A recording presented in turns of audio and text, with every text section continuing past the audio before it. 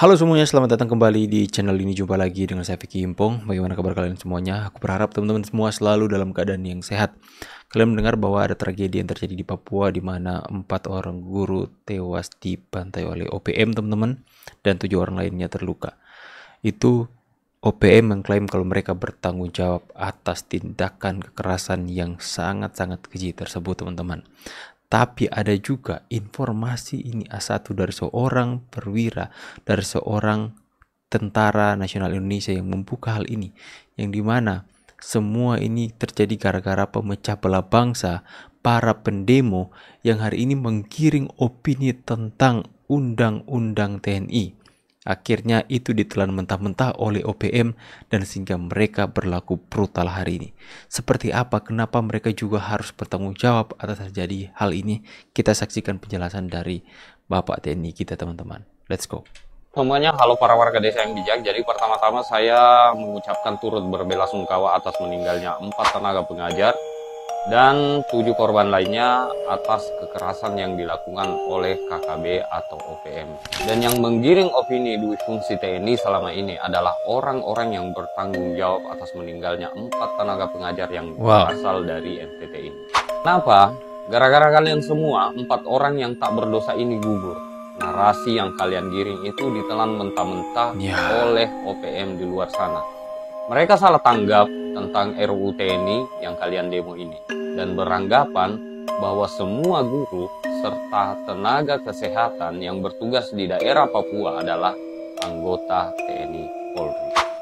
Jika kalian tidak percaya, silakan dengar. Ada buktinya, rekamannya. Selamat malam kepada semua pihak, baik masyarakat internasional dan masyarakat Indonesia juga orang asli Papua. Saya juru bicara Tentara Pembebasan Nasional Papua Barat, Komando Nasional dari Pengendali Manajemen Markas Pusat. Pada hari ini tanggal 22 Maret tahun 2025, kami perlu mengeluarkan pernyataan resmi PN untuk menanggapi Undang-Undang Fungsi ABRI Militer yang disahkan oleh DPR RI. Oleh karena itu, kami sampaikan kepada dunia Indonesia bahwa di Papua jelas-jelas semua sekolah rumah sakit akan TNI yang masuk. Oleh karena itu wajib bakar rumah sakit maupun sekolah-sekolah dibakar. Wajib bakar.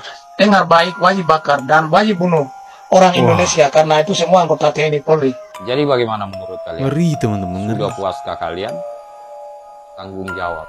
Kalian semua harus bertanggung jawab atas dosa kemanusiaan ini. Wow, ngeri teman-teman ya. Ngeri, aku sampai merinding.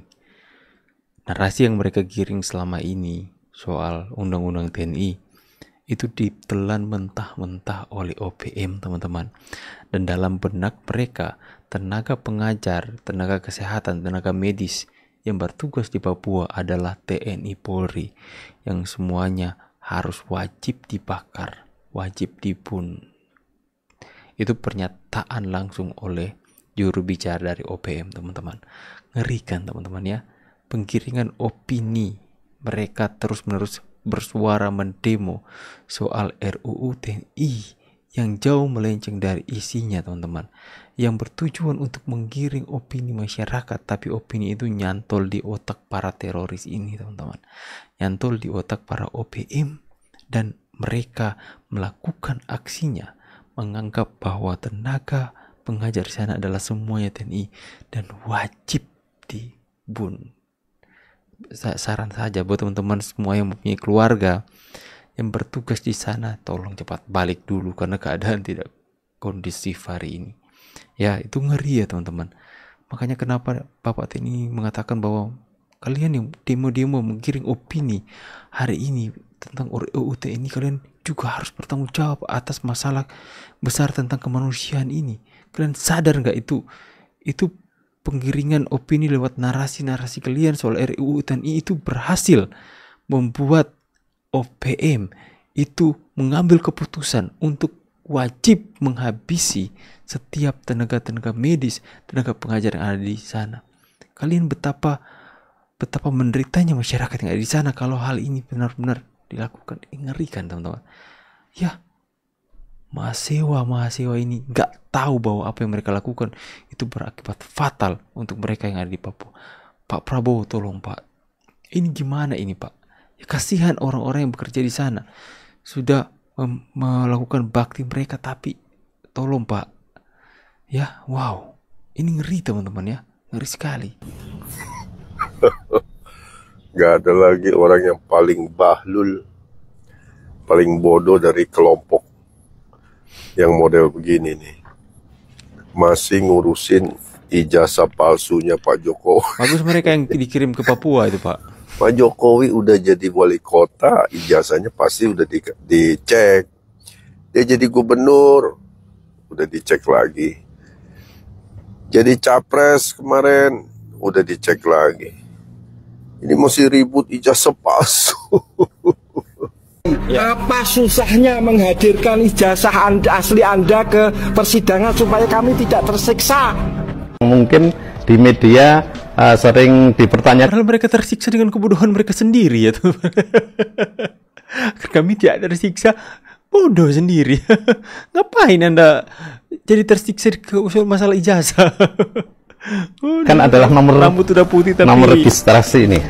Cara nomor register ini anak-anak. Ini biasanya yang kalau saya lihat di media sosial itu tidak nampak. Nah, padahal ini ada ya. Aduh.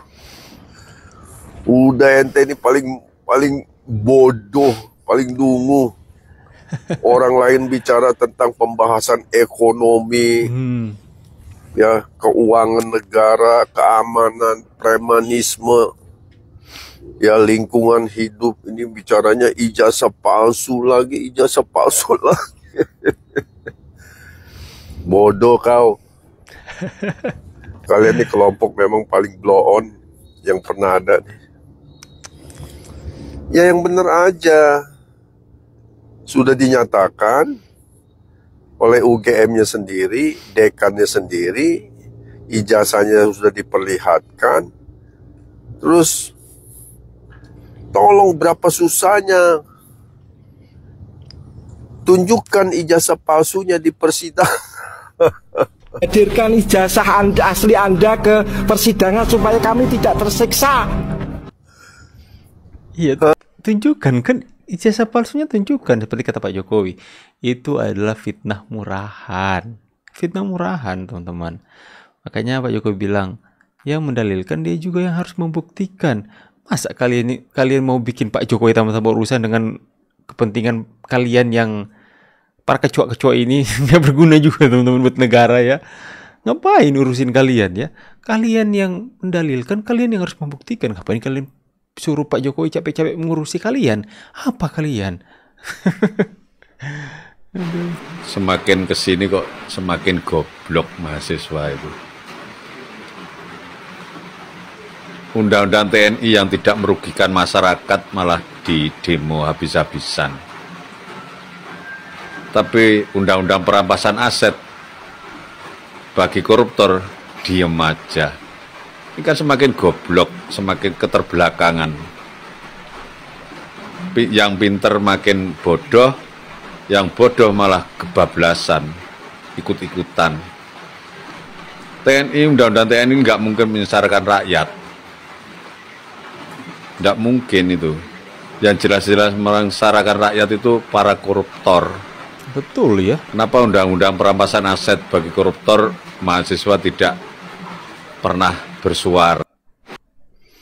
Terkait dengan Anies Baswedan. Jadi diinfokan Anies Baswedan diusir karena pakai masjid jadi tempat berpolitik. Kita tahu ini Anies 2 kali melakukan kajian tarawih ya di UGM yang pertama, kemudian di Universitas Pajajaran.